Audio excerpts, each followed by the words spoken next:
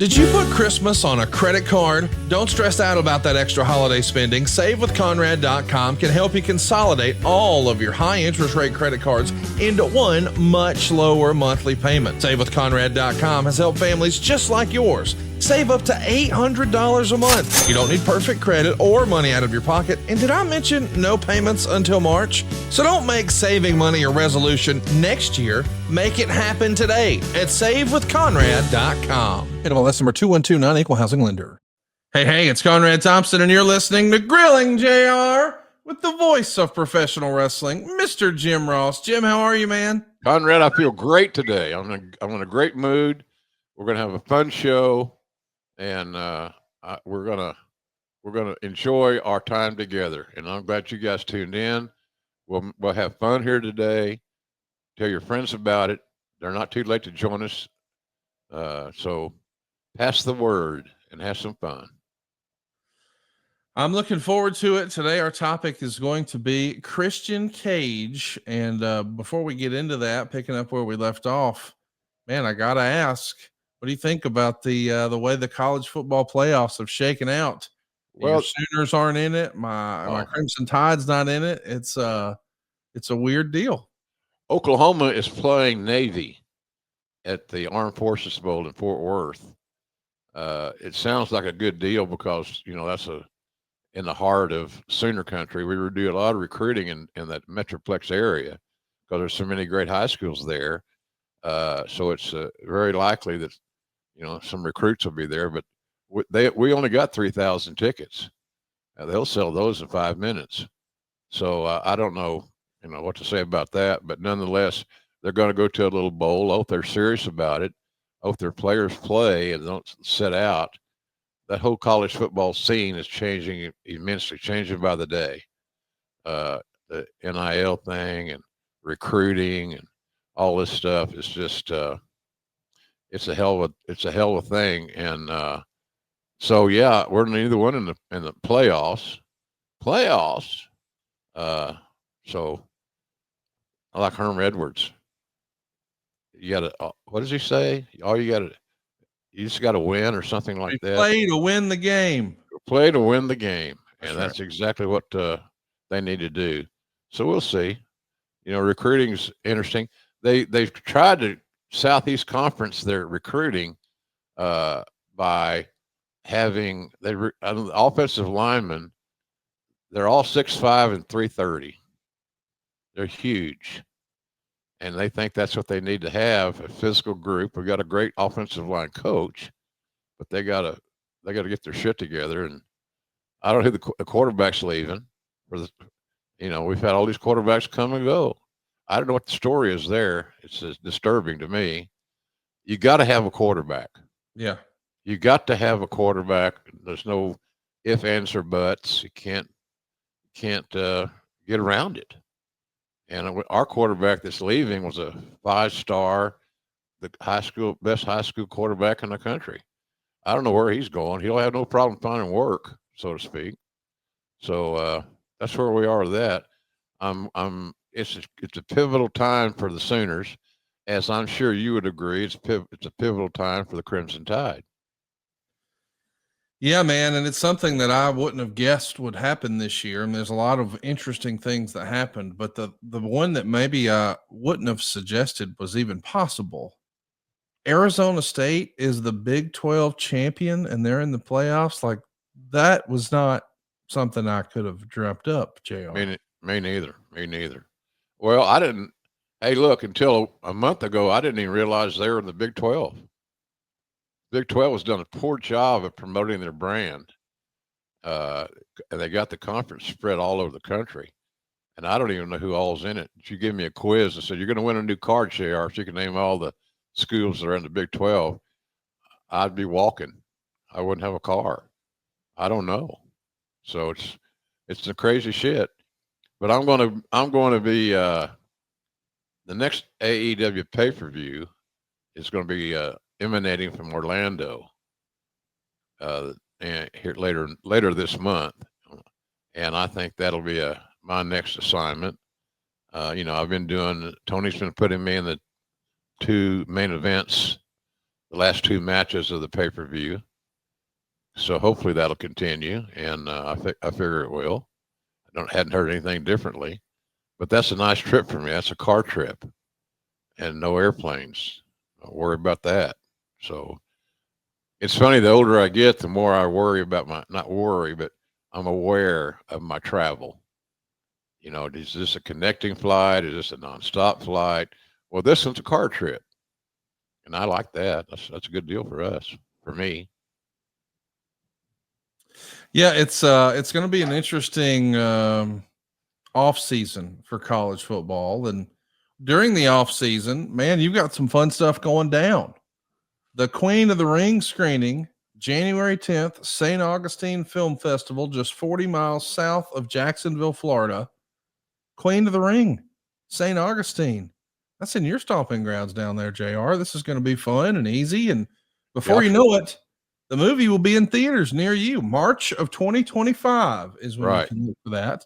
So this coming March, you'll be able to go see this yourself. In the meantime, keep up with all the updates at queenofthering.movie. That's queenofthering.movie. Or on Instagram, it's at Queen of the Ring.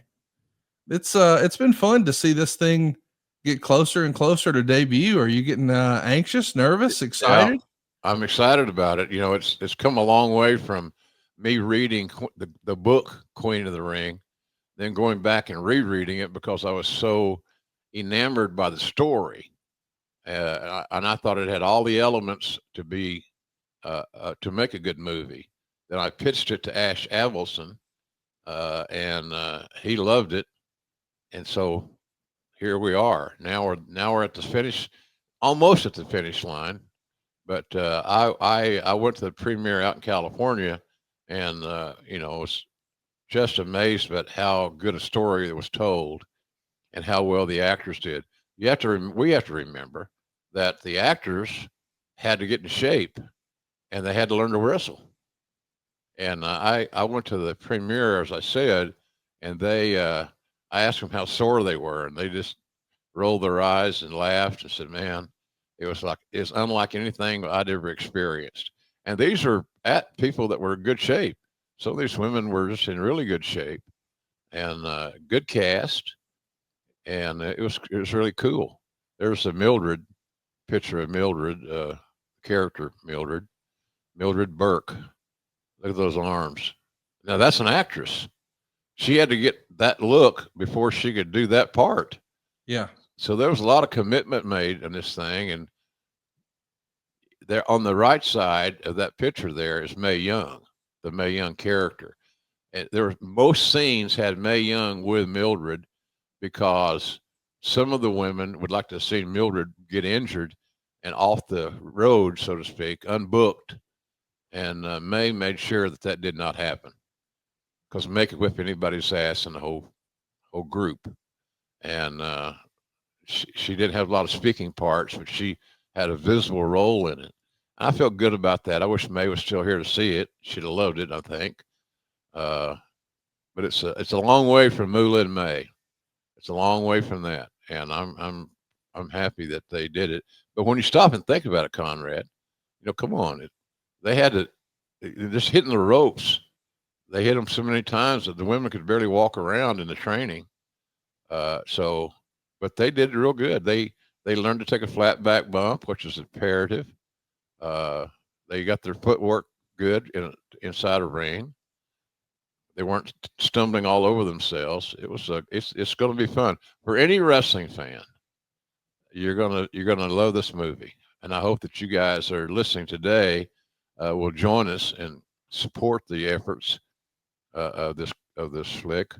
I am one of the executive producers alongside Ash, and I've never been in that role before, but it's pretty cool. It's pretty damn cool. And by the way, since the last time I saw you, did you get to hear the cold open I did for Prime Video and their Thursday Night Football?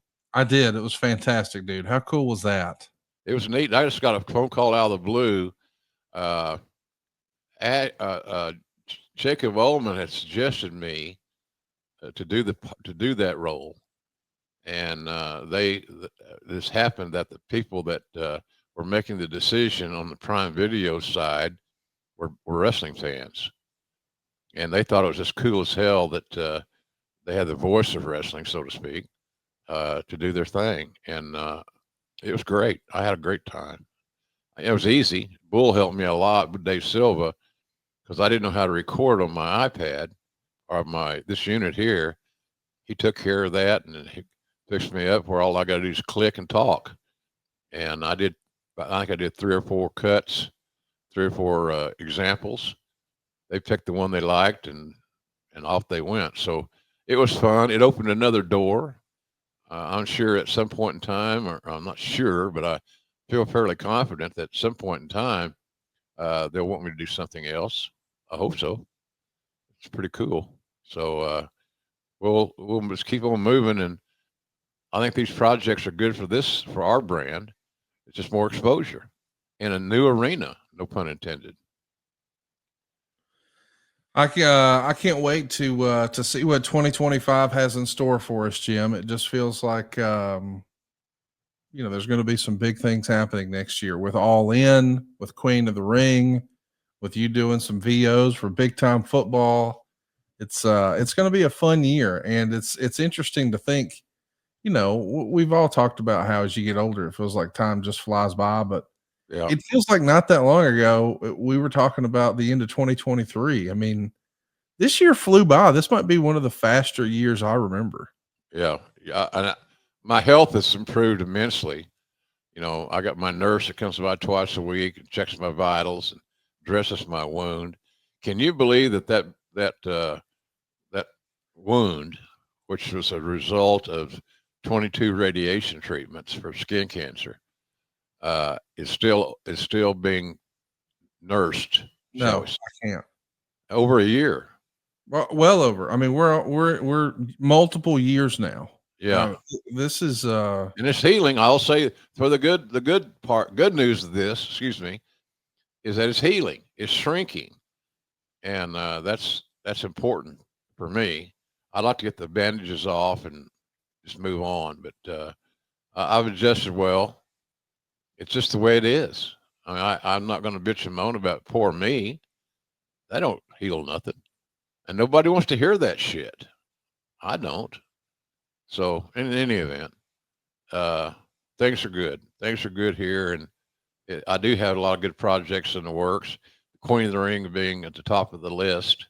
Oh yeah. It's going to be interesting to see how that thing opens at the theaters, but it'll do well if our audience and other promotions that you can put on your ad-free network, then it's going to work out well. How many good wrestling movies have come out lately? Right. So let's get after it. I'm excited about it. Well, I'm excited that we're going to be talking about Christian Cage today. I've really enjoyed the work he's been doing in AEW.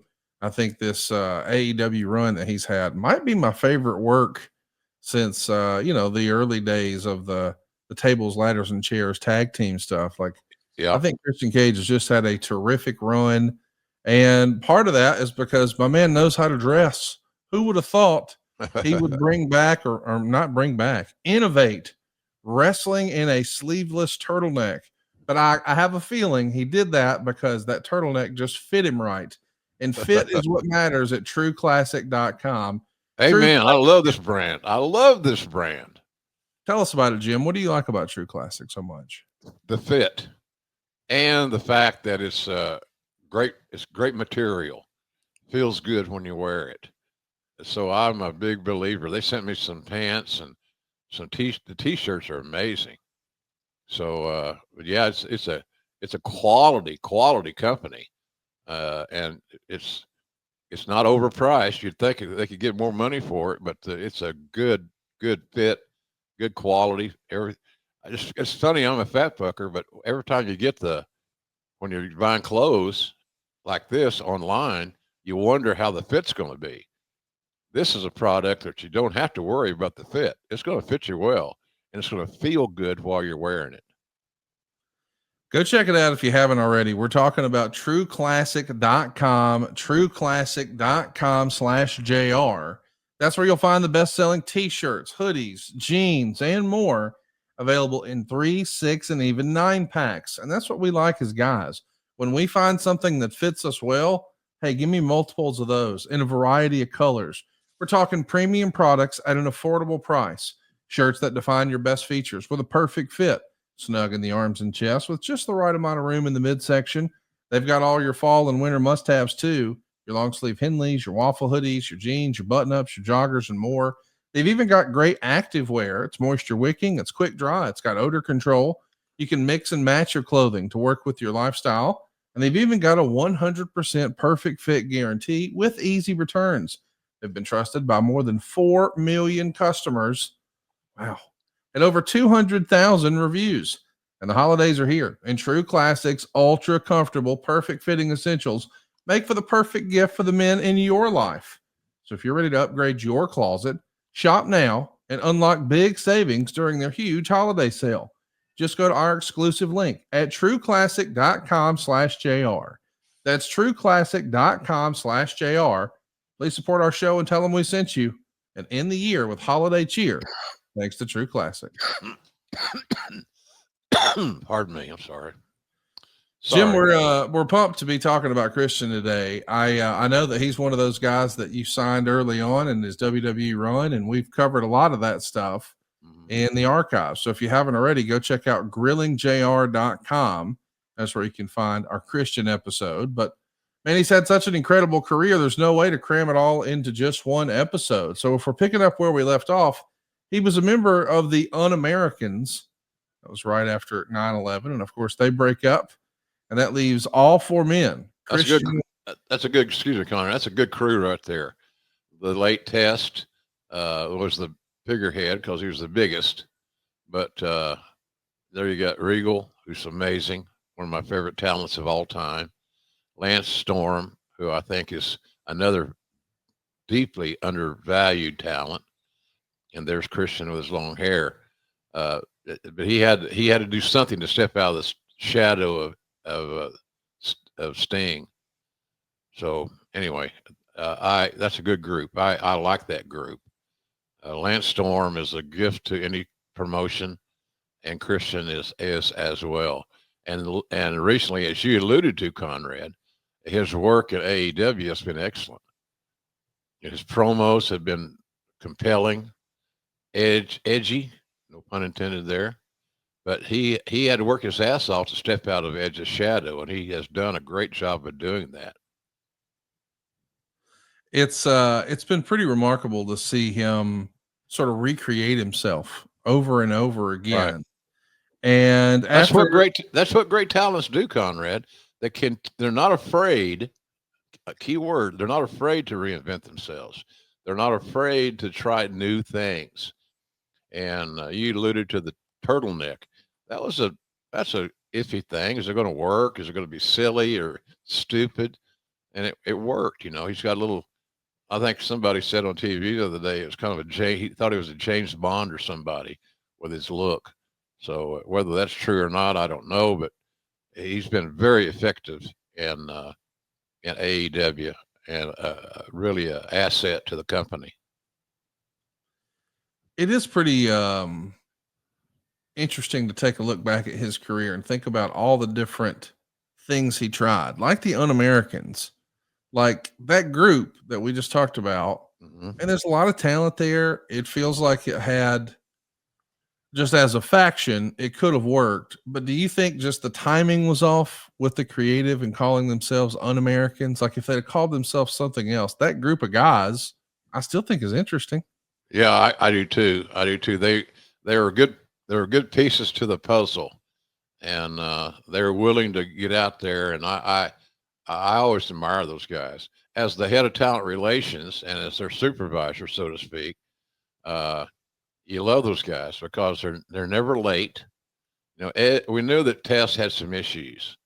The other 3 did not. Regal had issues, but he got up past them. God bless him. I love Lord Regal. And then Lance Storm. How do you get a better employee and a better talent than Lance Storm? Right. These guys are always going to be on time, Conrad. And that's a big thing. They're reliable. And you know how I feel about reliability. It's a key element.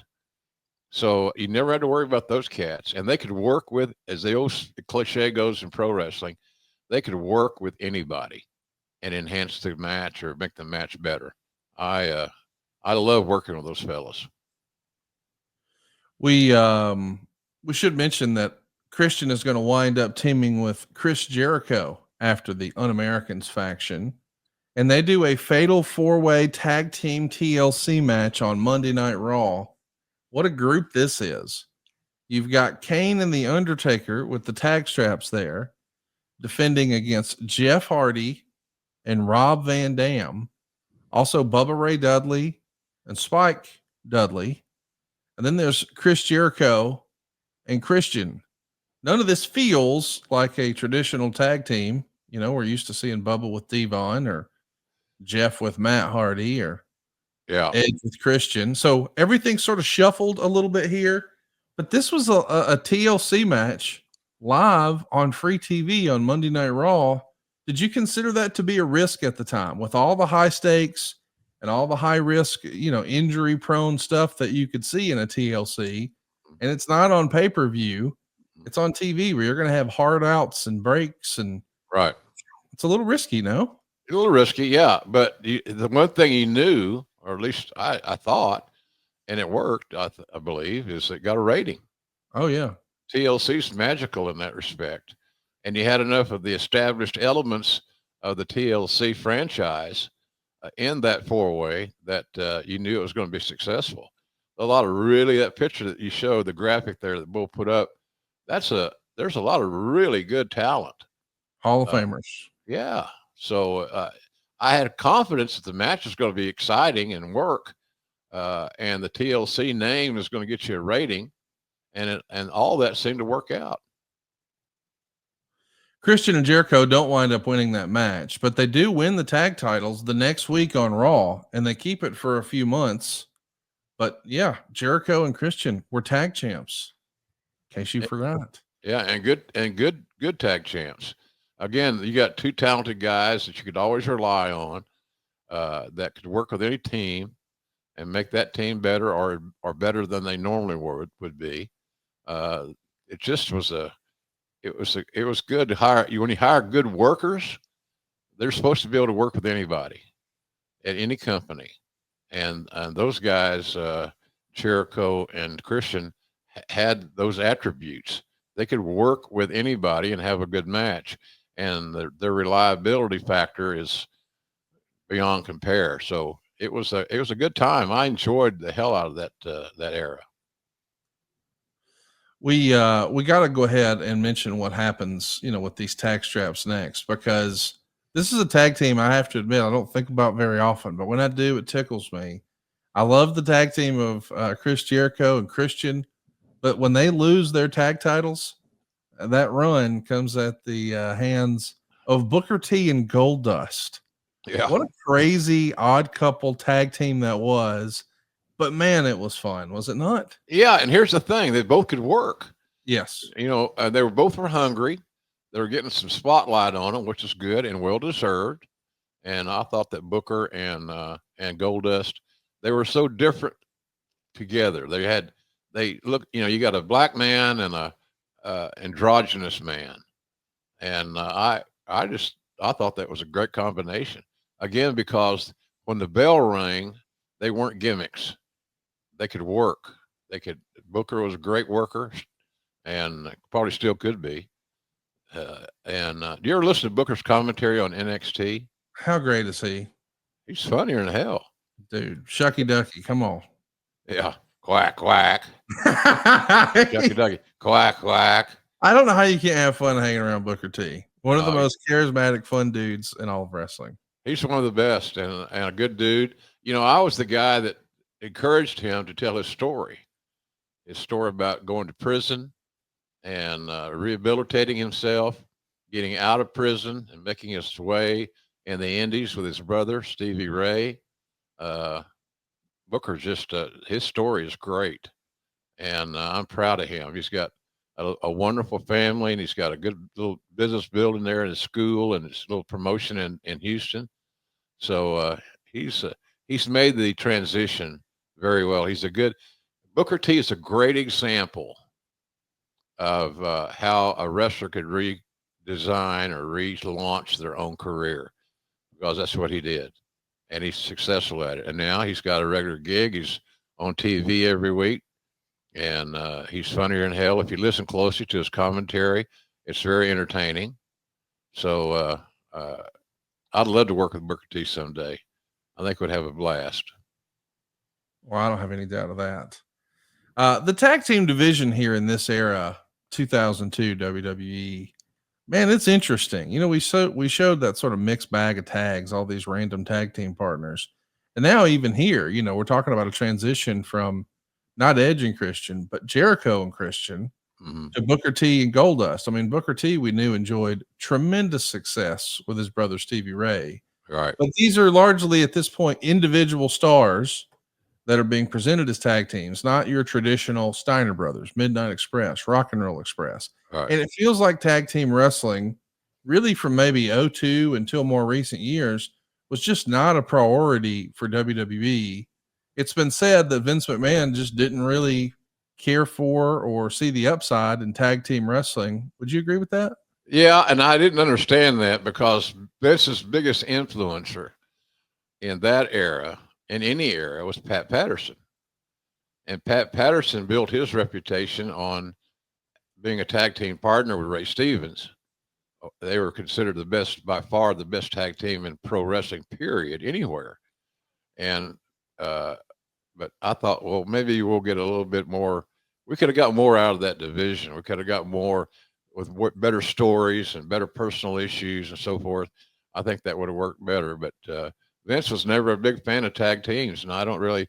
He still thought that tag teams should dress alike, be alike. You know, you talked about the Steiners and their attire, matching attire, Midnight Express, Rock and Roll Express.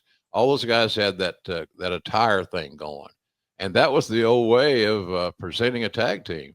They had matching uniforms, so to speak, and I just don't think that's necessary. I think we broke that mold with Booker T and Goldust, because they were as different as night and day. We got to talk about what's next for Christian, because after this tag team, he does find himself becoming a single star again. And what's interesting is the way it all comes to be. He takes a few months off, and then he returns with a little bit of a rub from The Rock before he declares himself the new People's Champion. He starts referring to his fans as the Peeps. Yeah. And listen, I think this was fun and entertaining, but it's been said that, especially when we start this singles run for Christian here, that his biggest opponent may not have been folks we saw in the ring, but Vince himself. You know, there's lots of silly stories out there that, you know, he wanted Christian's face to be covered with a blue dot and things like that. Yeah. Do you remember, you know, for whatever reason, Vince just not being a Christian guy? Yeah, I thought it was kind of absurd, because Christian deserved more time. He could help us. He could help. He could work with these guys that were less talented than him, and make them look good. I think Vince's issue with Christian was Christian's physique. He's not a big guy. You know, he's always in great shape, but he's not a big guy. And Vince, you know, has these hard-ons for big guys, big teams more often than not. When you look back, we're talking about Booker T and Goldust. They're two big guys. You know, Booker T 6'3", Goldust 6'4" or 5. So Vince had this love affair with size. He's always had it. You know, when I got to answer a question, I didn't know Rey Mysterio was that small. Well, yeah, he's always been small. He didn't shrink in a dryer. He's always been small. But he's also one of the best workers in the world, bar none, at any size. Same thing, Chris Jericho.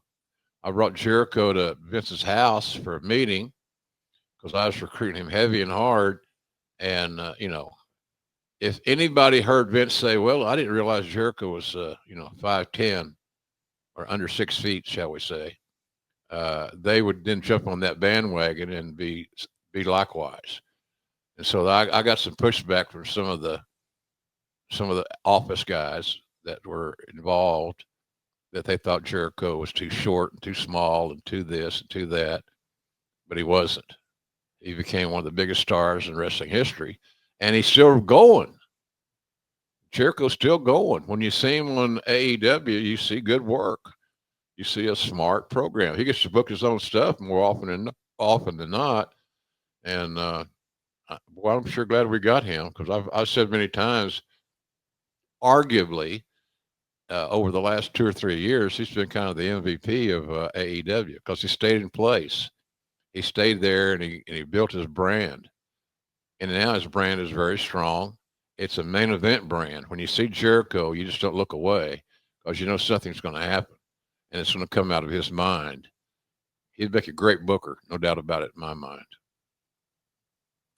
Did you hear the stories about the blue dot? Is that real? The rumor and innuendo? Yeah, but yeah, it's real. It's stupid. How do you record that? How do you he's going to be moving. Can you move the blue dot and keep it over his face? I don't think so. It was just something Vince thought of, maybe while he was lifting weights or something. Hell, I don't know, looking at himself in the mirror. But yeah, it was absurd. How are we going to do that? And why are we going to do that? And what else can we do to emasculate Christian? That's my question. That's unfair.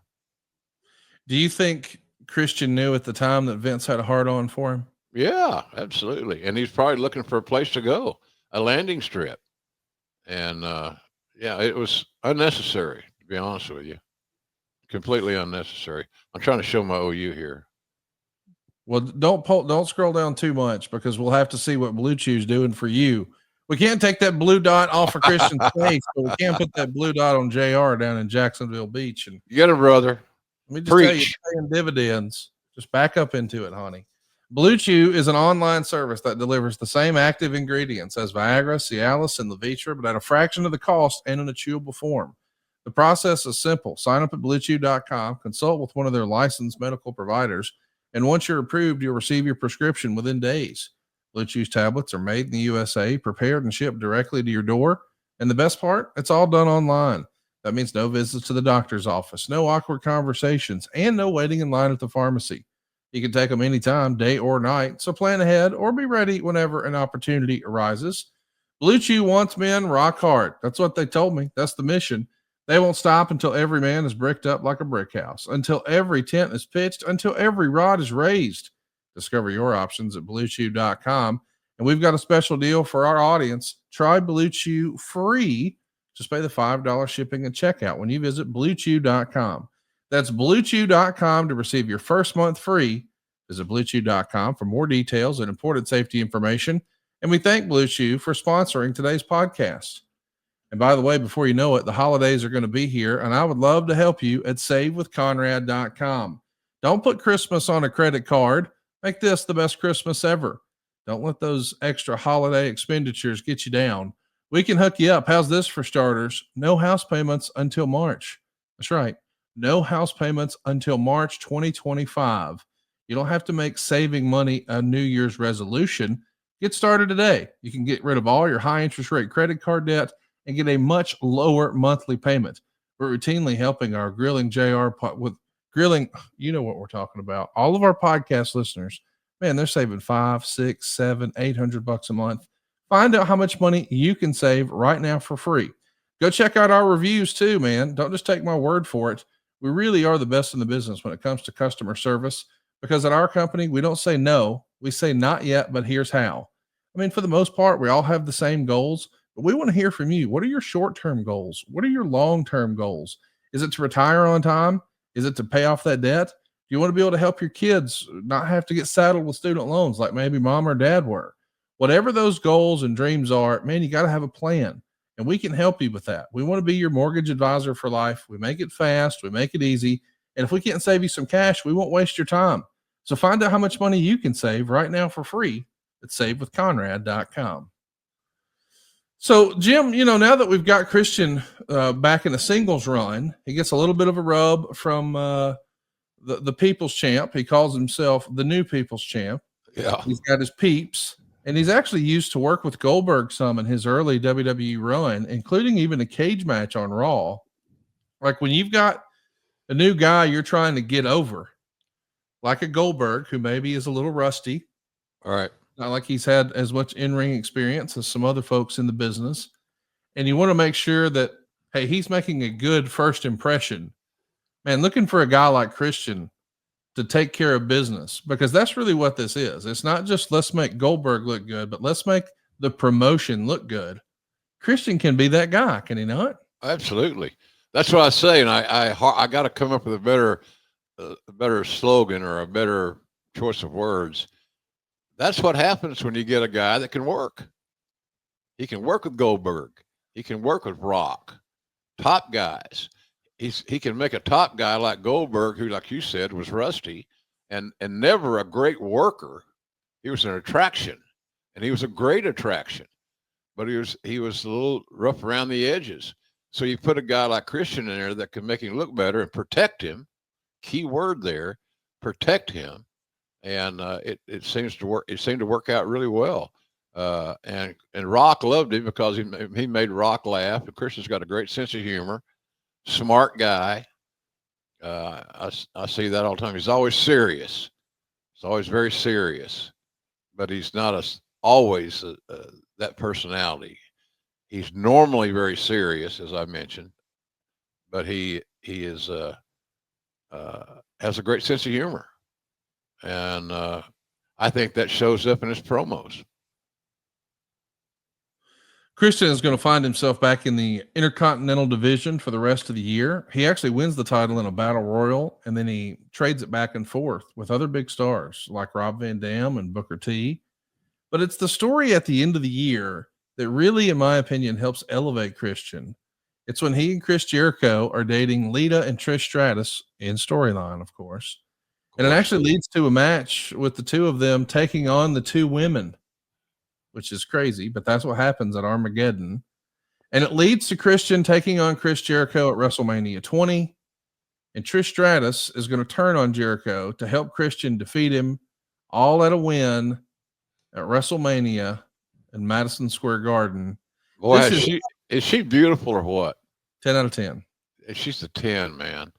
When she came in my office back in the day to interview for a job, I got a contact on her through, Carl DeMarco, the King of Canada. And we flew her down. I had never even seen her. Well, I might have seen some stills. I know she played field hockey, which impressed me because that's a tough sport. But when she walked in my office, it damn near took my breath. She's one of the most beautiful women I'd ever seen. She made, she was kind of a Pam Anderson who at that time look. And I just thought, God damn, if we can't make this girl a star, we need to get out of wrestling. And her work ethic was exemplary. So, the point I was about to make was that, and she has gone on to still have a very profitable a career. And she and Lita do great at those autograph signings. Any promoter that wants to draw a crowd, you're going to book those two guys. And I love both of them. They're both really good. They were very important in my run at AEW, or excuse me, there you go. That'll be on the internet at WWE. I love it. But she keeps on going. She keeps on reinventing herself, giving you a new reason to want to come invest in her time and her appearances and so forth. So I love her. She's just a great one, and it's just amazing to me that she has the courage and commitment to change. And if you're a star and you leave your original element, your original orbit, and can become a star in another area, I'm impressed by stuff like that. And that's what she's done. What do you think of, a big moment like this for Christian to get the girl, Trish, to beat Chris Jericho, to get a big win like this is awesome. On pay-per-view makes it even more special. But it's not just WrestleMania, which is the biggest show of the year. It's WrestleMania in Madison Square Garden. this has got to be, at that point in his career, a real high point, getting a big time win like that at WrestleMania. Yeah, it was. And in the Garden, you mentioned that. That's a good point. Very good point. That was a hell of a show. WrestleMania 20 was one of our better pay-per-views. I've always thought that WrestleMania 17 in the Astrodome, Rock and Austin, was our best pay-per-view. Had that great TLC match on it and so forth, and other great matches. I really it impressed me, and maybe I was just a mark for the Astrodome because I'd watched football from there. The NBC affiliate in Tulsa, which is the one I got, had the Houston Order games on every week, so a lot of that stuff came out of the Astrodome, and I felt a kinship to it, I guess you would say. But that was a hell of a show. But WrestleMania 20, is WrestleMania 20 where Benoit won the title? Yes. I think it was. Yeah. Yes. You know everything. No, I don't know about that, but I do know that Christian is going to form almost like a trio. Tomko is going to come on board with him and Trish Stratus, and the heater. He's a heater. That's right. There you go. What'd you think of that group? Christian, Tomko, and Trish Stratus. That's a cool group.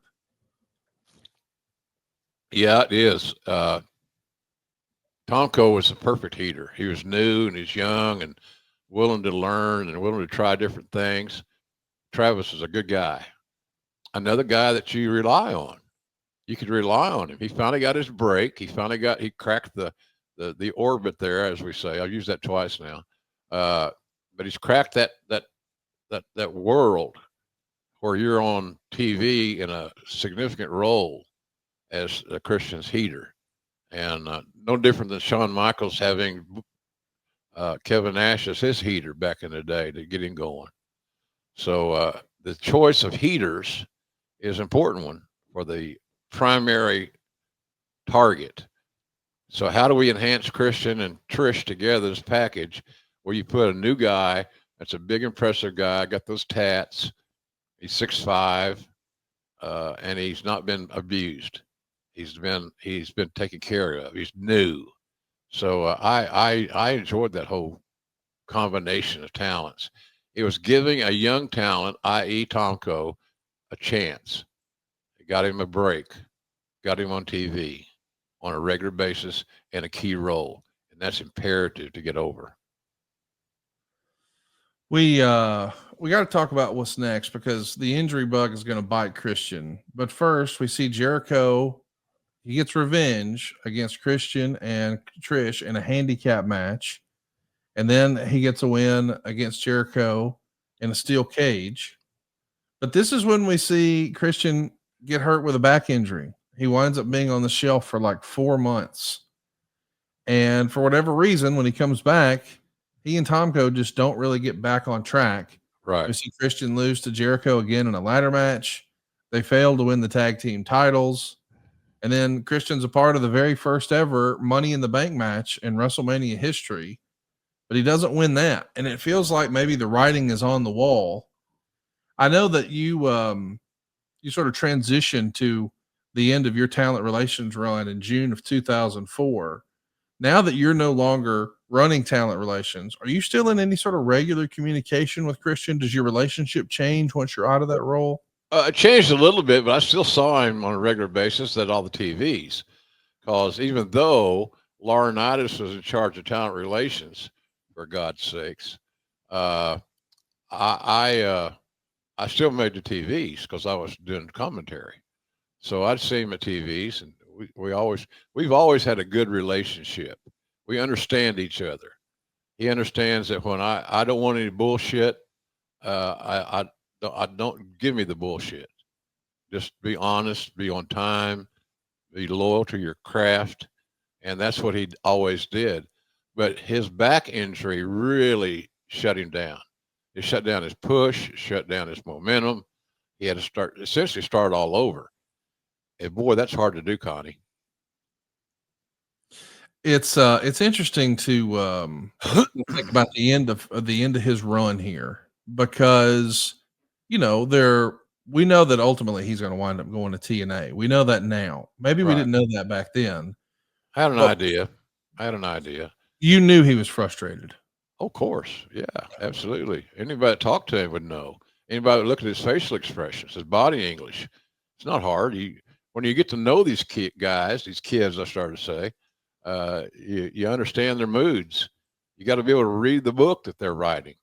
And he was one of those guys that was very easy to read. He was unsatisfied, and he thought that, he didn't know how long his bump card was going to last, considering that he was out 3 or 4 months, wherever it was, with a back injury. That's the kiss of death for a wrestler, back injuries. Because how many times does a move or a match or a sequence end up being with a flat back bump in some shape, form, or fashion? And if your back is weak and you got back problems, man, the clock starts ticking. It is ticking. We see Christian working with John Cena, who's freshly moved to Raw from SmackDown. Cena's getting acclimated, wrestling live on TV every week. He's been a taped superstar so far, being the pride and joy of SmackDown. So who can be trusted to make sure that, this transition goes well and Cena has good matches and he does well working on live TV? Who better than Christian? He was always there for these sort of things. And Christian himself finds himself moved to SmackDown, where he's going to put over Booker T and Chris Benoit. And then these rumors start popping up that his contract is going to come to an end. Mm-hmm. And his contract actually expires before his last appearance is supposed to happen. And that's Taboo Tuesday. He's going to show up just in case. And he's not chosen by the fans to appear. And he leaves the WWE. I mean, think about that. We've heard of this before, where someone's contract expires in advance of a pay-per-view. Yeah. Maybe they no-show. Maybe they hold up the box office and get a pocket full of cash on the way. I just had a Jeff Jarrett brain bubble about that contracts being unsigned, and where you never take somebody at their word. Never get them sign the paper or don't work. And that was, I have to take responsibility for it, because that was my charge. And that may have led, as time went on, to my moving, by giving up that role. But I'll tell you this, Conrad, and I don't mean to break my arm patting myself on the back, but before I left, we had built a one hell of a talent roster. Oh, no doubt. It might have been the best roster of all time. Some will argue that point, and it's very arguable. It's just a opinionated type thing. But we built a roster that enabled, with the momentum and the profitability and the house show, the live event, in other words, ticket sales, merchandise sales. And yeah, I had Rock and Austin, but goddamn, I brought Rock and Austin in. Rock from day one. Austin, after his brief stint at ECW, he wanted to come to WWE all along. It was an easy get for me, because I love Steve's work. I said that even when he's in WCW. He's a blue chipper. He's going to be a big star in this business. Yes. And he I think he succeeded in that goal. Just want to give a shout out to Christian. My man's contract is done, and he showed up anyway, because he knew that Taboo Tuesday, in theory, and they would have you believe in execution, really was fan voting. So if fans voted to see him there, he didn't want to let his fans down. He did it. I'm sure he got paid. Oh, yeah. And, then it was time for him to move on. And he debuts with TNA just 2 weeks later, and he is immediately presented as a top guy within the company. And a friend of mine, Jim, he always says, in wrestling, Connie, it comes down to the 2 C's, cash and creative. It feels like a move like this, leaving WWE might not mean you're going to make more money in TNA. So maybe it's not about the cash. But I couldn't imagine Christian being creatively fulfilled in WWE. So he's looking for that other C when he jumps to TNA, right? I think so. Yeah. He just wanted to be acknowledged as a top guy, because that's what he was. And he did good work at TNA. I think he helped build their brand, quite frankly. but he was reliable again. He came in, he made things better than it was before he got there. Do you think under Vince McMahon's watch, it was always easier for a guy to go away and then come back in order to get himself repackaged or a renewed push? It feels like if you just hang around, it's not very likely to happen. A more recent example might be Cody Rhodes. I mean, he started with the WWE. He spent his entire career with the WWE, and then he was saddled with Stardust, didn't like it, didn't feel like he was being heard, reinvented himself as just himself, no gimmicks needed, I guess, and then came back, and now we see the run he's on now. Pretty but this impressive. was probably necessary for Christian here with Vince McMahon to leave and come back, right? I think so. I think that's the most prudent way of processing that situation. Talent. There's not a lot of great talents in pro wrestling. There's a lot of real good talents. There's not a lot of great talents. It's just a cycle that we're going through. Guys have learned to work in a different sense, in a different way than their predecessors. And, the game has changed, Conrad, where guys are more versed in acrobatic high spots. I think I read one place sometime, if I can think of that, what he said, but it was Matt Hardy talking about the Young Bucks being, oh shit, I knew I'd forget it. Space, bumping monkeys or some bullshit. Spot monkeys. Spot monkeys. Good job, Conrad. That's why you're making the big bucks. Yeah, spot monkeys. Now he said that in a confrontational way to potentially build a match between the Hardys and the Young Bucks, which no doubt would be phenomenal because they're two great teams. Just two really great teams. So I'd like to think that the tag team division in AEW would have been much better off if you could have got to that Hardys versus Young Bucks match quicker, because that would have lit the fire of the tag team division, and more importantly, perhaps it would have motivated the other tag teams to pick their game up. So, but nowadays, the young guys they had their influences, and wouldn't you agree that the influences for a lot of the pro wrestlers today are high spots, learning their high spots? It seems like it is to me. I don't know. I might be wrong. I might just be too damned old, get out of my yard type guy. But it just seems like there's not a fit there. Something's wrong in that regard.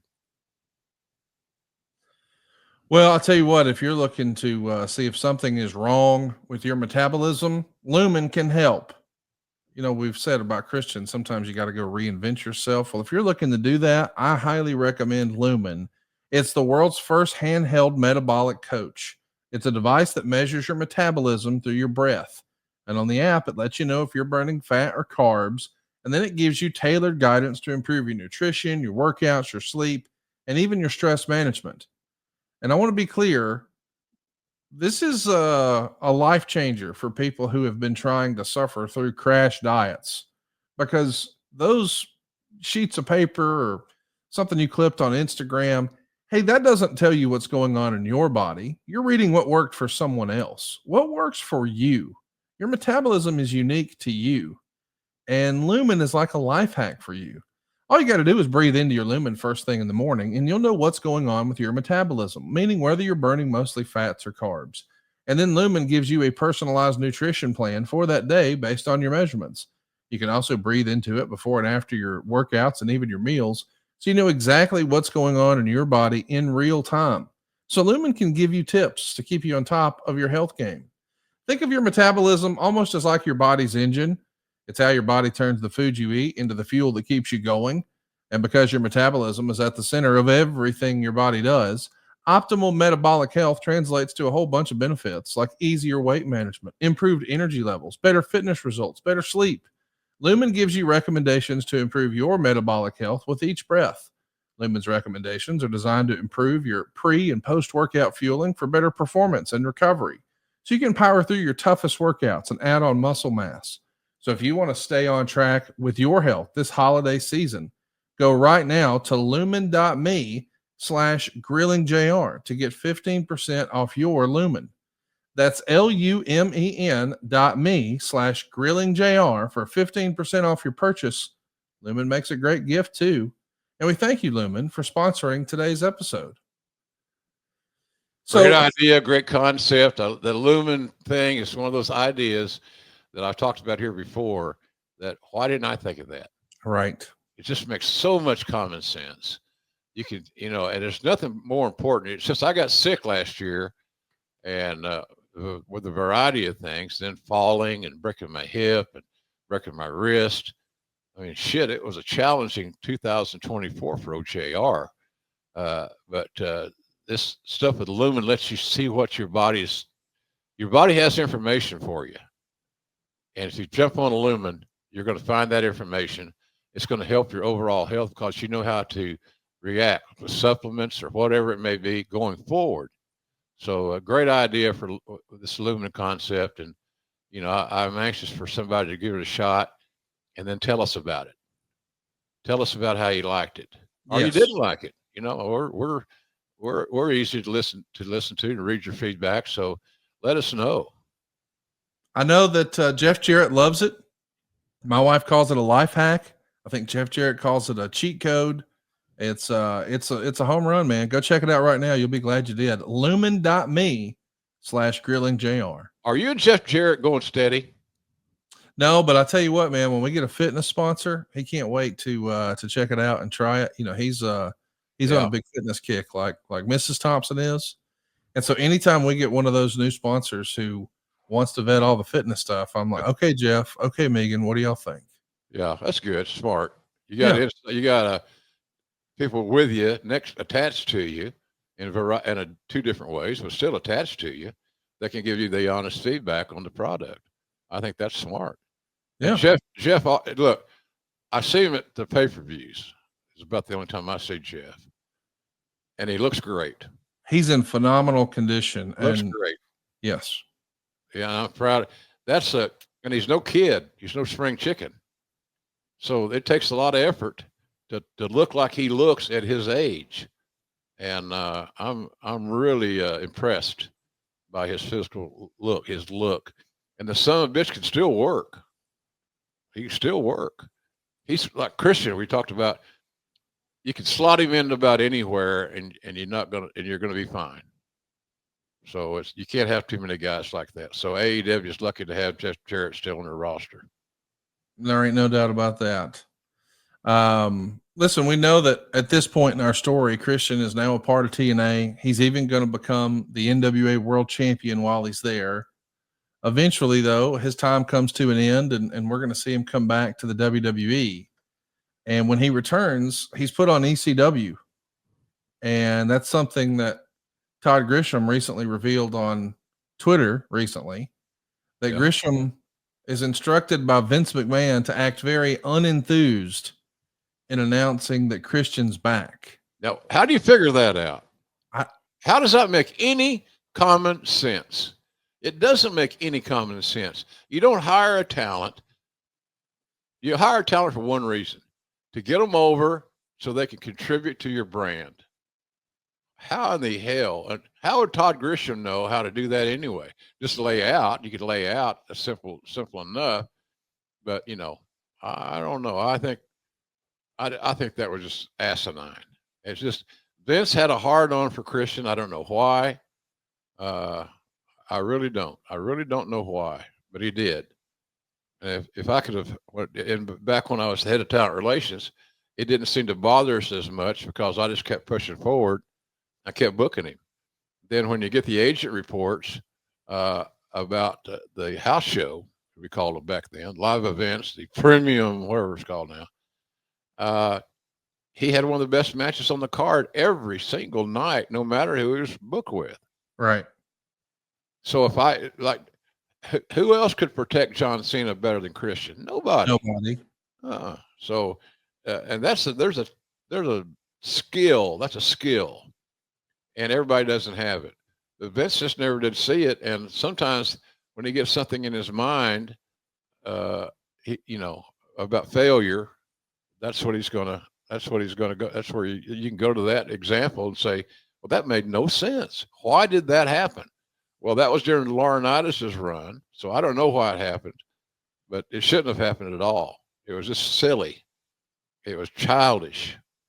And Vince could be that way.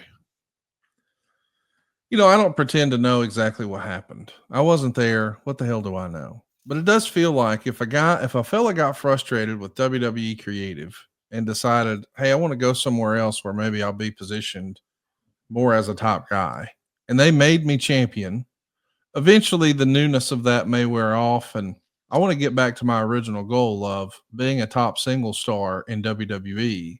Yeah. It makes sense that he would at least entertain those conversations with WWE about coming back. Yeah. But I can't imagine for the life of me that as they're sitting down, chopping it up and discussing the idea of getting the band back together, that Vince McMahon lays out and says, so here's what we're thinking. We're going to have you come back and put you on ECW, our third brand. Yeah. And when we introduce you, we're going to have the announcers not really be too excited that you're back. It's going to be like, oh, Christian's back. I never heard that. He never told me that. Vince didn't. I call the matches just like I saw them, tried to add some reality and some believability to it. And I wasn't going to play that fucking game. I was not going to see a talent working his ass off, taking bumps, a guy with a bad back. We can't forget that. And he worked his ass off. He bumped for everybody. He led matches. The heels traditionally, it's not always that way today. It doesn't seem like anyway. But the heels traditionally, Conrad, as you know, we've talked about it, call the match. They lay it out. And that's just how it's been, since the beginning of time. When I got in the wrestling business in 1974, it was that way. And it hasn't changed. The heels normally, because of the timing and the pace and the texture and the feel of the match, call the shots. And if their job was to make somebody look better than they were, they knew how to do that. If their job was to go over but don't hurt the guy, they could do that. All kinds of scenarios that fit a finish. So it amazed me. It still amazes me that that's how Vince looked at Christian. It's a head scratcher for sure. Damn sure head scratcher. Or a ball scratcher, if you want to go there. I don't care. Do you think this is just because Vince was never a Christian fan, or was it retaliation for leaving for TNA? He was never a Christian fan. Christian was probably lucky to get brought back from TNA. And maybe it just gave Vince more ammunition to fuck with him. Seems like that's what it was. Just doesn't make any sense the way it doesn't. Vince would pick on you and seemingly pick on Christian. Like, I mean, I'm not going to call it this, but it almost feels like bullying. All right, we're going to put a blue dot on you and don't act like you're enthused. Like, I don't think they brought that same energy when they were trying to sign him. Like, that's the same logic of me wearing a hat. He wanted me to wear a hat, and I knew that wearing a hat was something else to pack, take with me, keep with me. So I just started wearing it. Randy Savage had a hat carrier, and that's just another carry-on. So with your roller bag and your briefcase, and now a hat carrier. So I just wore the goddamn thing. And unfortunately for Vince, it got over. Now when people see me at the airport, or still to this very day, that hat's my entree to conversation. And I'm fine with it. But he didn't expect it to get over. He's, because he wanted me to remember the old Porter Wagner television show with Dolly Parton, and it's sponsored by some detergent or something way back in the day. It came on right before wrestling. So I caught a lot of the Porter Wagner's action with Miss Dolly, and that's kind of why I watched. But he wanted me to dress like that, with those wagon wheels and horses and cows and shit on my attire. And he would have paid for me to do all custom attire. I refuse to dress that way. And I was one of the few guys in the company that sometimes would challenge Vince. That's just stupid. Well, that's how they dress in Oklahoma. No, it's not. Porter Wagner's an entertainer out of Nashville. So that's where it starts. That's where it ends. And I'm not wearing it. I'll be happy to wear the hat for you and make it mean something. But I'm not going to wear those goddamn covered wagons and all that shit on my tire. So I'm not doing it.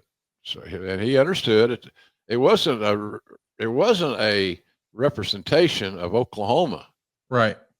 You're several decades too late for that. Yes. We're behind the timeline. So he's a strange dude, man. Vince McMahon. I wonder what he's doing nowadays. Well, that's an interesting question. We've heard that he's starting a production company. Yeah, I can see that. What do you think they're going to produce, Jim? Wrestling. It's so crazy to me that nobody's picking up on that. Like, realistically, if he's going to launch a TV show or a movie at his advanced age, realistically, how many of these projects is he going to see to fruition? And it feels like you're not going to just start over and reinvent yourself and start doing all those things at 80 some odd fucking years old. Not being ugly, just being honest. It feels like you go with what you know. So I think we're 60 days away from Vince McMahon announcing something. Really? That's interesting. I mean, I think when he stepped away, his little non-compete or separation agreement gave like a year. And I think that was late January. So I think maybe sometime in February. Maybe. We'll see. Yeah. I'm curious. I'm very curious about that, because I'm also curious about the pool of potential talents. Yeah. Whether it be editing or shooting or where you're going to, your location, but the wrestlers, I'll give them that. Well, here's the one thing I look at it this way, is that it would give the wrestlers yet another option. So for the wrestler's sake, I think that's a good deal. That's what Tony Khan has done. He's created a place where people could come work. And I think that's extremely important to talk about sometimes. It's just the fact that he's a very viable option. And granted, AEW's faced some challenges like any other organization. AEW is, we got to get somebody hot that they're dying to see, and an issue that they're dying to see. I last week on Dynamite, we're talking about Christian here. He had his issue or a little segment with Hook. It was very good. Very good, because Christian can make it work. He knows how his characters should be presented. And he was there to take care of Hook, who's young and green and has a great upside. Great upside. And I'm glad to hear that Taz's knee replacement's getting better. I miss talking to him and bullshitting with him, especially during football season. We're alike in that category. So, I don't understand sometimes what's going on in wrestling. Just being honest. We know that when Christian comes back to WWE, he's put with ECW, and he becomes the ECW champion. He defended against the likes of William Regal, Tommy Dreamer. He worked with Jack Swagger. But on the last night of ECW, he would drop the title to Ezekiel Jackson to close the company and the brand ECW officially. And Christian winds up making his move to the Raw brand. Eventually bounces back to SmackDown, and unfortunately, he goes through a spat of injuries, including a torn pec. And ironically enough, Edge's retirement would really bolster Christian, and he'd be programmed to replace him against Alberto Del Rio. And you were sort of on and off with the company, but to see him slide into this spot, even if it was as a result of an injury to Edge, this is a cool opportunity for Christian, and he becomes the world champion. And he gets to work with Randy Orton for the title, including a big match at SummerSlam. This is long overdue for Christian at this point, no? He just was persistent. Persevered through it all. He persevered, exactly right. and I admire him for that, because that's tough on a guy's attitude, on his how he feels. He'd gone through hell and back, and now he got a chance to stand outside the burns of hell, and have some happiness. And I can tell you that, and the fans can agree or not on this one, as they can on anything we say here. He had good matches when he was put in those positions. His matches with Randy Orton was terrific. And it wasn't like Randy was the most experienced guy at that time in the big match scenario. Now, he's evolved to that. He's one of the best workers in the world, one of the best talents in the world. But when you go back and look at some of those key matchups, the John Cena's we talked about earlier, the Goldbergs, the Rocks, Christian was an opponent for all those guys for one specific reason: to protect them and to make them look better than they actually are. We all love to see Christian finally get his flowers and main event some pay-per-views and be the world champion and have some really cool programs. But man, it just feels like at times, if it wasn't for bad luck, he'd have no luck at all. This is when he runs up against those concussion issues that ultimately sidelines his wrestling career for what we felt like at the time would be forever. They're still used by the company to make appearances, do panel discussions, do special interview segments. But Right. it feels like the in-ring career is in the rearview mirror for both he and Edge. So they started a podcast and had it with the WWE network even. And it just felt like their in-ring days are behind them. Take a look at that photo there if you're watching with us at grillingjr.com. Left to right, you see Cody Rhodes in his full Stardust attire standing next to Christian and Edge. And they're educating young whippersnappers, young school-grade kids, about some of the really terrible gimmicks through the years. You see Akeem, the African Dream, and the Yeti. I loved all three of those guys, Conrad. They were all natural wrestling fans. Yes. They were very, very happy to be in the positions that they were in. Now, there's a life expectancy, just like on your milk. There's a date, and sometimes the dates aren't printed. Sometimes the dates aren't legible. But everybody's got an expiration date, and they all knew that the way that they were going was not long term. It wasn't built for long term success. And but those guys hung in there, and they were resilient. Resiliency is a key element in the success of a pro wrestler. In 2020, Edge does get to return to WWE, and not far behind that, Christian appears for an unsanctioned match with Randy Orton, where Ric Flair actually got involved and hit Christian with a low blow, and Christian winds up not taking any bumps, and Orton gets the win. So I think a lot of us felt like, okay, that's it. We won't see him anymore. But we were wrong. The 2021 Royal Rumble, here he comes. Christian is back and highlighted in a major way. He lasts 18 minutes. I make this a big deal because it was a big deal at the time. We thought we'd never see him wrestling again. And he's back, and he's here without a contract. His contract had expired. He's just working the show as a one-off. I would have never done that. I learned my lesson, the Jeff Jarrett lesson. I would have never done that. I'm not knocking Jeff. I respect him, and I admire a lot of things about Jeff. He's resilient, and the word I'm looking for, he's a survivor. He's a survivor. He's gone through the territory days and the WWE days and the TNA days, and he's always come out on the other side whole, seemingly to me. And I think that's that's something great to say about him. He's a survivor, and a damn good one. It's a big opportunity for Christian because it becomes a coming out party for the wrestling world. And just 2 months after his surprise return to wrestling at the Royal Rumble for WWE, he debuts at AEW Revolution.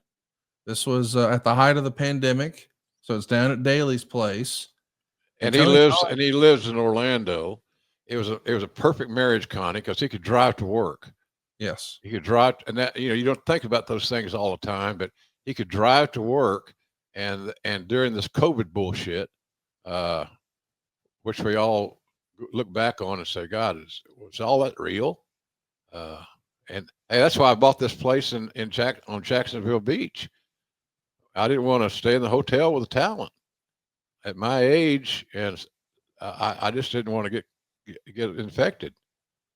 I didn't feel like I could survive it, so I bought this place so I could kind of keep a little bit of non-contamination, and no regrets here on that deal. No regrets, indeed. I mean, waking up looking at the beach every day is hard to beat. It's hard, man. It's so tough. God damn it, that water. Tony Khan announced before we heard who this mystery guy was going to be at Revolution that it was one of his all-time favorite wrestlers. And there was lots of speculation about who it might be. It winds up being Christian. Not only that, but he defeats Kenny Omega for the Impact World title on the premiere episode of Rampage. So we know that AEW started with Dynamite, but eventually they would add a second show. And before that second show was Collision, it was Rampage. And on the very first one, Christian Cage beat Kenny Omega for the Impact World title. Boy, that's a crazy sentence, is it not? Yeah, and it's impressive. And they had a hell of a match. I'm a big Kenny Omega fan and advocate. I don't know what his likelihood of returning to any long degree at AEW or not. Have no idea. I don't ask. I don't tell. I don't know. But Kenny Omega is a gift to any promotion. And he did his, he was a very professional in how he conducted himself in losing the title to a brand new guy. Not a brand new guy in the business, but a brand new talent for AEW.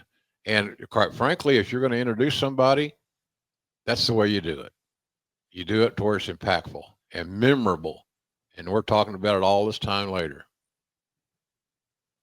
We know that Christian is enjoying maybe some of his best work right now. As a fan, I'm enjoying Christian Cage more than ever right now. And of all the things that, Tony Khan gets criticized for with the internet wrestling community, because it feels like there's some new controversy every 24 hours that somebody has some fake outrage about. You can't argue that Tony Khan has not done a better job positioning and booking, if you will, or just allowing Christian to do what he does. Like, the presentation is just night and day between the way Vince presented Christian and the way Tony Khan presents Christian. Would you agree? The decision maker had a whole different view of the talent. Yes. The WWE decision maker, Vince McMahon, didn't like him for whatever reason. Something happened long ago type thing. Hell, I don't know. Like I said, I always, when I was in charge, I moved forward as if there were no issues, because I couldn't change Vince's mind, but I could put Christian in these house shows, and the agents like Jack Lanza, God bless his soul, they would send in an agent report that recorded every night after a show, and Howard Finkel would take that information and make a written report on it, shall we say.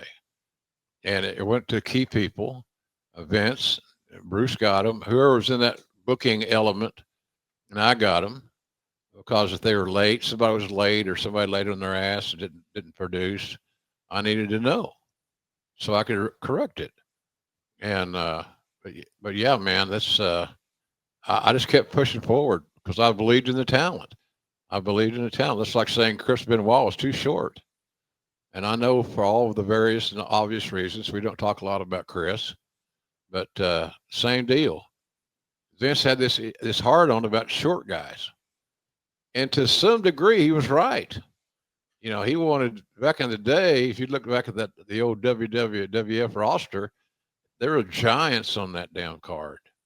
This huge men, 300 pounders by the score. And at some point in time, which 300 pounder do you like the most? Well, that kind of depends on how they're booked, and it depends on the talent's attitude. But golly, man, it's just you can't do that. You can't have all the same. That's the great thing about pro wrestling. Look at it today. You got a lot of different body types there. And I think that's the way you should go. Book your talent on guys that are stars that can work, whether they're 6'4" or 5'10". It doesn't matter. Well, I for one am interested in what's going to happen next for Christian, because I'm not saying my man's going to retire sometime soon, but there's two interesting things that have still yet to be revealed in AEW. Right now, he's running around holding a contract for an AEW world title shot. Jim, if you were a betting man, do you think we'll see Christian become the AEW world champion before it's all said and done? Yeah, I do. I have got nothing to go on. As I was trying to explain to folks that watch our show every week, which we greatly appreciate. I'm not on the inside anymore. When I see the talent, I see Tony Khan at TV, the one TV a month that I go to. I got a great gig, and I'm appreciative of it. And I like my assignments. I like doing those last two matches on the pay-per-views to add a little sizzle, a little oomph to what we had previously heard. And that's not knocking Excalibur or Tony Schiavone or Nigel McGuinness or anybody. Hey, by the way, last week I screwed up and we didn't record, but we had a best of thanks to Bull Ramus. That Daddy Magic's becoming a nice analyst. He's learned to talk in sound bites. He's got a great energy level when he does speak. It cuts through the clutter. So good for him. He wasn't going to get too far down the road as a wrestler.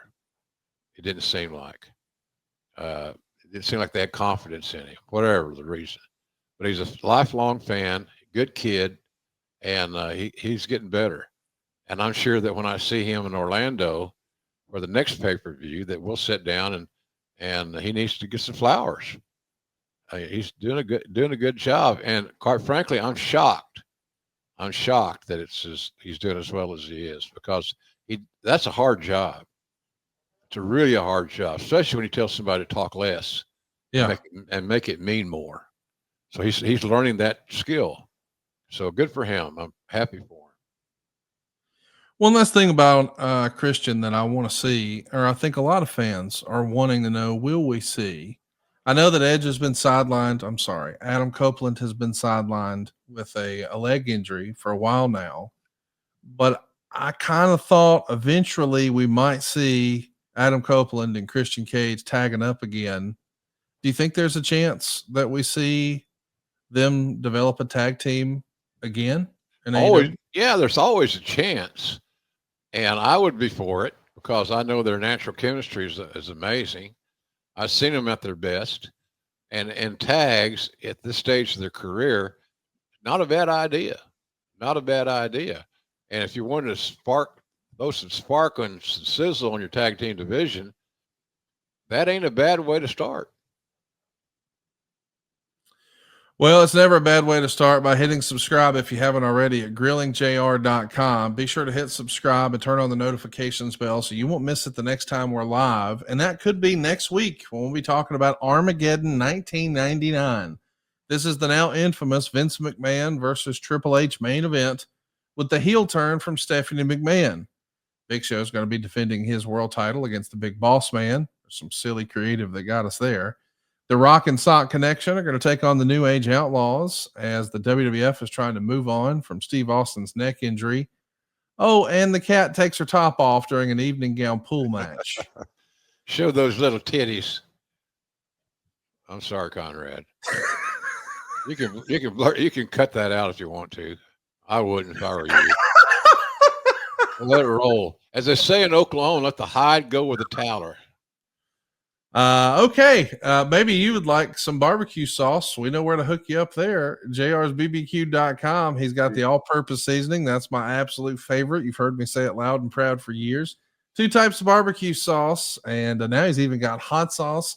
There's something for everybody, including autographed memorabilia, action figures, trading cards, books. Man, it's a one-stop shop, and it costs nothing to look. Right. And if you hurry, there's still a chance you could get it by Christmas, but I bet you get it for sure by New Year's. It's JR'sBBQ.com. Yeah, business has been really good. Business has picked up, as my book says. and I'm so promoting it subliminally, I guess, with that big poster that they sent me. But business has been really good, and we're busy every day shipping. We can't control after it leaves our shop when you're going to get it. Just to be frank about it, because it's the mail, it's the post office, it's whatever. So we can't control that, but we can damn sure do all we can do to get it ready for you to receive it on time. I'm not going to be shocked if you order today, order this week, that you'd get it before Christmas. Great stocking stuffers. And if you're wondering where to get a fellow wrestling fan, you got a buddy that's a wrestling fan, I kind of like to get him something for Christmas, or her for something for Christmas. This is the way to go. This is the way to go, because they can use it, they can cook with it, they can read it. And like I said, I've signed a bunch of action figures, which we don't have on display there, but you know what they look like. It's a handsome man with a big package. Roll Tide. JR'sBarbecue.com never closes. So get with the program and come look. As Connie says, it'll cost nothing to look.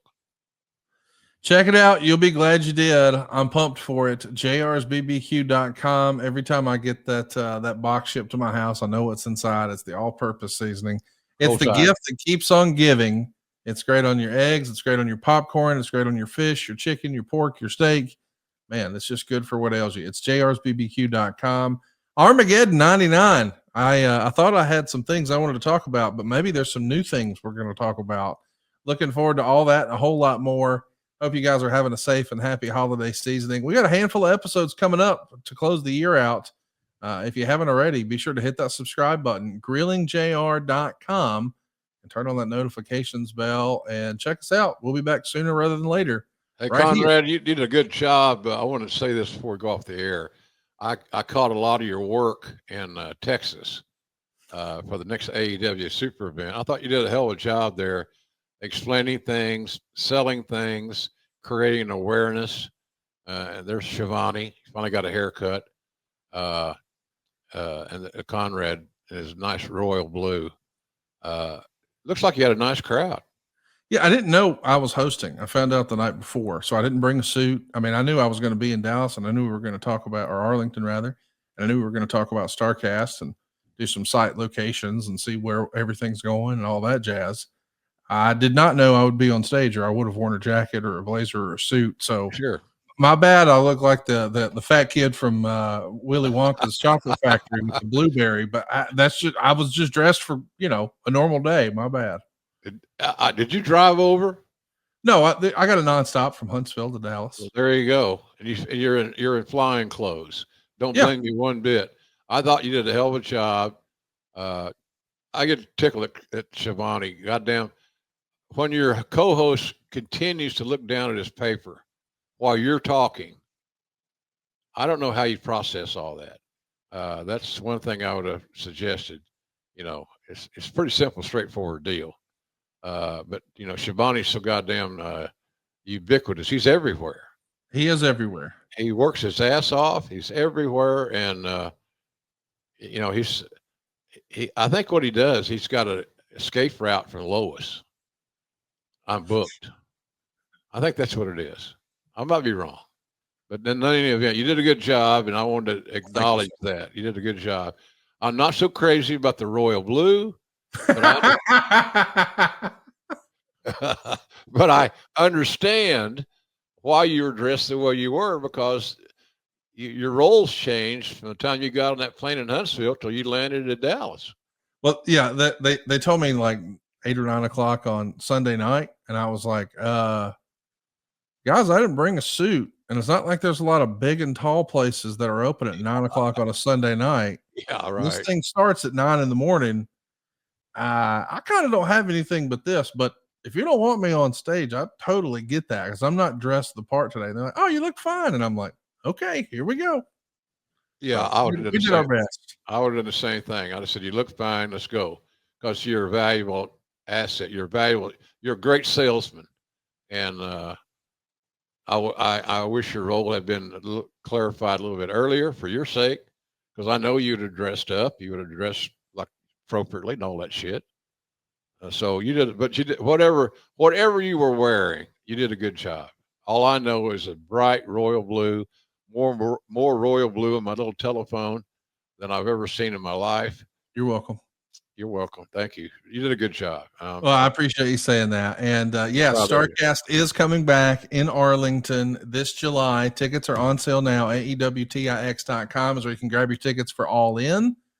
Tickets are not on sale yet for StarCast, but stay tuned. We will have some announcements in the coming weeks. And Jim, I'd be lying if I didn't think that I had some big ideas that I can't wait to involve you in on in Arlington next year. Are you going to be all in next year?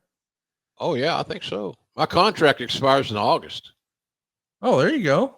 So, but I haven't had any, I don't have any sense or feeling that I'm not going to be kept. Because of the schedule I do, I can maintain that for years to come. And I'm not saying that in a braggadocious fashion. This is what I do. This is what I was born to do. And as long as my heart is beating and I'm healthy, and I'm right now, quite frankly, healthier than I've ever been. Once this fucking wound heals and it's getting closer and closer, I'll be 100%. I'm waiting for my hip to heal, for hip surgery. I'm not so sure I'd do that again, even though it's broken into pieces. Because I don't know what's worse, the healing process or breaking it initially. I don't know. But I think I'd have thought that through a little bit better, or I'd have got a better orthopedic surgeon. I should not be in this much pain this long after the hip replacement.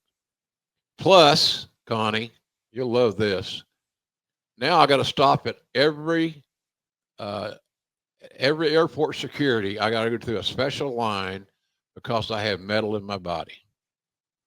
So I can't go through the regular way. I got to be patted down, and I got all that stuff, and it's a pain in the ass. It slows things down. I got to explain things to people. So, but it's a pain in the ass. That's all I can say. But anyway, we got to get you on the jet, Daddy. Let's get you on TK's jet, and then you don't have to do that. Yeah, well, if you can do that, I'll buy you a Christmas present. Hey, speaking of Christmas presents, I want to remind everybody, not only does jrsbbq.com provide a great Christmas present for the wrestling fan in your life, but one of the wrestling fans in your life has a birthday after the first of the year. And, being born so near Christmas has probably not always been fun. But think about your old pal JR. And here's what JR wants from you for Christmas and for his birthday. He doesn't want you to get him a gift. He wants you to buy a gift for somebody else at jrsbbq.com. There you go. And my birthday's January 3rd, if you're keeping score at home. I got my first Christmas card yesterday from a friend, because most of them don't know how to reach me now that I moved. I'm staying in Florida more often than not. Right. So I'm assuming that when I get to Oklahoma, which has been an established address for years, I'll find my share of Christmas cards. And I like getting them. If I was more patient, I would do one of those picture Christmas cards where it's just one card and it's got but I just feel really weird about getting my picture made. What is there to see? So you don't, come on. So anyway, that's another nice bonus.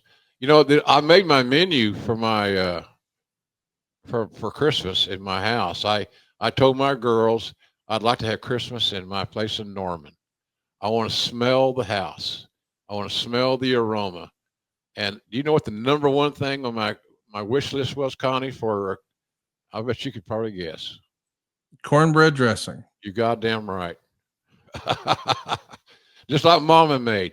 You cook the cornbread in a cast iron skillet, and that's the basic foundation of your cornbread dressing. And my daughters have the recipes from Jan, from one of our cookbooks. So they're going to make a cornbread dressing. And I said, after that, just be creative. We could have turkey or ham. I want mashed potatoes and turkey gravy. Come on. How can anybody not like mashed potatoes and turkey gravy? I don't know. I don't think it's possible. I don't think, and that gravy will also go in that cornbread dressing. I can tell you, just as FYI. So my girls have been nice enough to appease me, to take care of me in that regard. I love them for it. I love them for a lot of things. So anyhow, that's where that goes. I'm looking forward to that little situation. Food tastes better when you're eating it with family. Yeah, it does. No doubt about it. And you guys are family to us. We appreciate y'all hanging out with us. I hope you guys have had a great holiday season so far, and hope you'll join us to close out the rest of 2024. Yeah. We've got some really big topics coming your way starting next week. It's going to be a banger, as the kids are saying. It's Armageddon 99 right here on Grilling JR with the voice of wrestling, Mr. Jim Ross. Thanks for being with us, everybody. We appreciate your business, and we'll see you here next week. Tell a friend about our show. Tell them to tune in. Tell them what they're missing. And we appreciate you for that. So you take care. Be careful out there Christmas shopping or holiday shopping. I got scolded by Vince McMahon one time on that during Christmas season because I was saying Christmas. And he said, well, we have a lot of Hanukkah audience. Yeah, you're probably right. So I had to inject that into my pitch. Yeah. So, and I understand. I get it. So anyway, thanks for joining us, everybody. Conrad, you did a hell of a job as usual. Dave Silva's a star as always. God bless him. Bull Ramus. God, I love Bull Ramus. He made my prime video thing happen as far as the production of it was concerned. He did the editing. He did the selection. He took the reads and sent them to Prime Video. He edited them all, cleaned them all up. They were just he's a blessing. He's a gift. And it's amazing. They picked the one they liked, edited by Dave Silva, voiced over by JR, and they let it rip. I got a lot of real good feedback on that piece of business. So that's awesome. But it was a poor hell of a game. It was a big game, It was a slobber knocker. And it was a slobber knocker at the end of the day. So thanks for supporting us in all of our efforts. And as long as I got Conrad here, I'm going to keep doing what I'm doing. And I love it. And we got some big things coming up between now and the end of the year. So just tune in. Wherever you get your podcast, jump on, subscribe, as Conrad says. And we appreciate that. So we love you. We're always going to be honest with you. I hope you're getting some knowledge out of this stuff. And away we go. Conrad, have a great week. You too, man. And we'll see you guys next week right here on Grilling JR. Give the ultimate gift to the wrestling fan in your life this holiday season. The gift of ad-free shows. Head over to adfreegift.com now to purchase an ad-free show subscription for a friend or loved one. The best value in wrestling podcast with several plans to choose from. Starting as low as just $9 a month. You're gifting early ad-free access to Conrad Thompson's weekly podcast, plus access to the full podcast archive library and access to the Patreon, where you can join the community chat and submit your questions for the shows. Want more? Plans starting at $29 a month get access to over 100,000 hours of other exclusive content from legends like The Godfather, Tully Blanchard, Lex Luger, David Crockett, Downtown Bruno, and many more. Plus, interactive Q&As and watch-alongs with your favorite podcast hosts and Hall of Famers. Let's hear from some of our ad-free show's family members. Listening to podcasts without ads is pretty cool, but listening to bonus exclusive content is even better. AFS has meant so much to me through the moments and memories created. My friendships that I've made so far, it's been one heck of an experience. Not only do you get great content and so much historical information, but you're also part of a community here, even more so a family. So many different walks of life being brought together by one commonality of wrestling. The community and the family feel with all the members who have been very welcoming. How many places do you get to go to actually interview stars like Jeff Jarrett and Eric Bischoff? When I joined AdFree Shows, Eric actually called me to thank me personally. That moment made me realize just how special this community is. And it's a global family. It's a family that I never dreamed of having. It's been a heck of a ride, and Can't wait for more to come. Thank you, AdFree Shows, for celebrating wrestling's greatest era and for making podcasts that are just too sweet. And just know that you've got a member for life. Visit adfreegift.com today and gift an AdFree Shows membership to the wrestling fan in your life this Christmas.